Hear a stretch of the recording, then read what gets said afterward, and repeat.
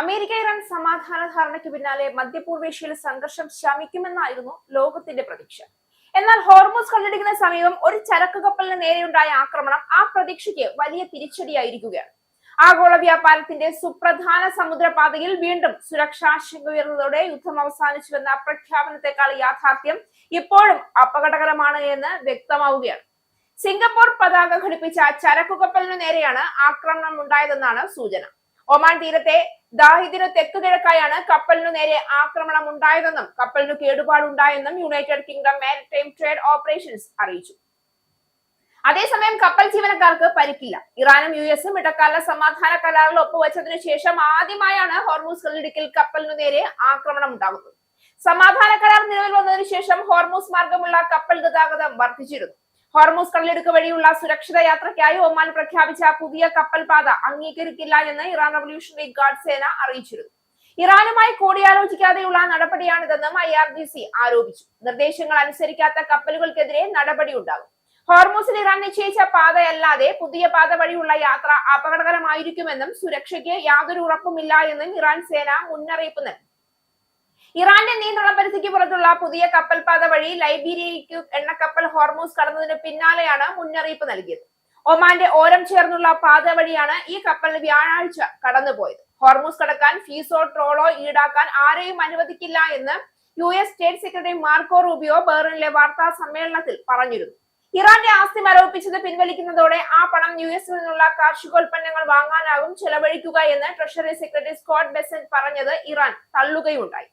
പണം എങ്ങനെ ചെലവഴിക്കണമെന്ന് ഇറാൻ തീരുമാനിക്കുമെന്നാണ് ചർച്ചകൾക്ക് നേതൃത്വം നൽകുന്ന മുഹമ്മദ് ഗാലിബാഫ് തുറന്നടിച്ചത്. US നിന്ന് ഇറാൻ ഭക്ഷ്യോൽപ്പന്നങ്ങളും മരുന്നും വാങ്ങുമെന്ന് US പ്രസിഡന്റ് ഡൊണാൾഡ് ട്രംപും അവകാശപ്പെട്ടിരുന്നു. സംഘർഷം മൂലം ഹോർമൂസിൽ കുടുങ്ങിയ കപ്പലുകളിൽ 57 എണ്ണം കഴിഞ്ഞ ദിവസങ്ങളിൽ കടലിടുക്ക് കടന്നതായാണ് UNന്റെ മാരിടൈം ഏജൻസി പുറത്തുവിട്ട കണക്കുകൾ വ്യക്തമാക്കുന്നത്. ഇന്നലെ മാത്രം 12 കപ്പലുകളാണ് ഹോർമൂസ് കടന്നത്. ഇറാൻ US ചർച്ചകൾ അടുത്തയാഴ്ച പുനരാരംഭിക്കുമെന്ന് മധ്യസ്ഥരായ പാകിസ്ഥാൻ അറിയിച്ചു. ഇതിനിടെ തെക്കൻ ലെബനനിൽ വെടിനിർത്തലിനു ശേഷവും ഇസ്രായേൽ ഇന്നലെ നടത്തിയ ഡ്രോൺ ആക്രമണത്തിൽ 2 പേർ കൊല്ലപ്പെട്ടതായി റിപ്പോർട്ടുകളുണ്ട്. ലോകത്തിലെ സമുദ്രമാർഗം കയറ്റുമതി ചെയ്യുന്ന എണ്ണയുടെ വലിയൊരു വിഹിതം ഹോർമൂസിലൂടെയാണ് കടന്നുപോകുന്നത്. അതിനാൽ അവിടെ ഉണ്ടാകുന്ന ഓരോ ആക്രമണവും പ്രാദേശിക സുരക്ഷാ പ്രശ്നം മാത്രമല്ല, ആഗോള സമ്പദ് വ്യവസ്ഥയെയും നേരിട്ട് ബാധിക്കുന്ന സംഭവമാണ്. ആക്രമണത്തെ തുടർന്ന് അന്താരാഷ്ട്ര സമുദ്ര സുരക്ഷാ സംവിധാനങ്ങൾ ജാഗ്രത ശക്തമാക്കുകയും ചില സുരക്ഷാ നടപടികൾ താൽക്കാലികമായി നിർത്തിവെക്കുകയും ചെയ്തതായും റിപ്പോർട്ടുകളുണ്ട്.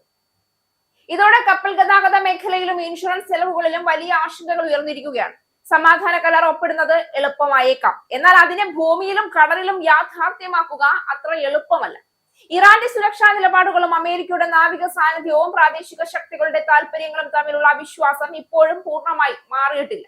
അതുകൊണ്ട് തന്നെ ചെറിയൊരു പ്രകോപനം പോലും വീണ്ടും വലിയ സംഘർഷത്തിലേക്ക് വഴിമാറാനുള്ള സാധ്യത നിലനിൽക്കുന്നു.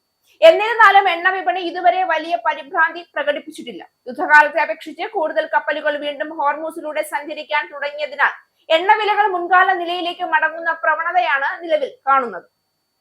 പക്ഷേ സുരക്ഷാ സാഹചര്യം വീണ്ടും വഷളായാൽ വിപണി അതിവേഗം പ്രതികരിക്കുമെന്ന മുന്നറിയിപ്പും സാമ്പത്തിക വിദഗ്ധർ തന്നെ നൽകുന്നുണ്ട്.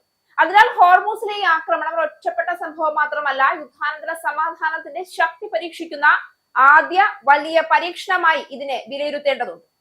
ഈ പരീക്ഷണത്തിൽ നയതന്ത്രം വിജയിക്കുമോ അതോ വീണ്ടും മിസൈലുകളും ഡ്രോണുകളും സംസാരിക്കുന്ന ദിവസങ്ങളിലേക്കാണോ ലോകം നീങ്ങുന്നത് എന്നതാണ് ഇനി എല്ലാവരും ഉറ്റുനോക്കുന്ന ചോദ്യം.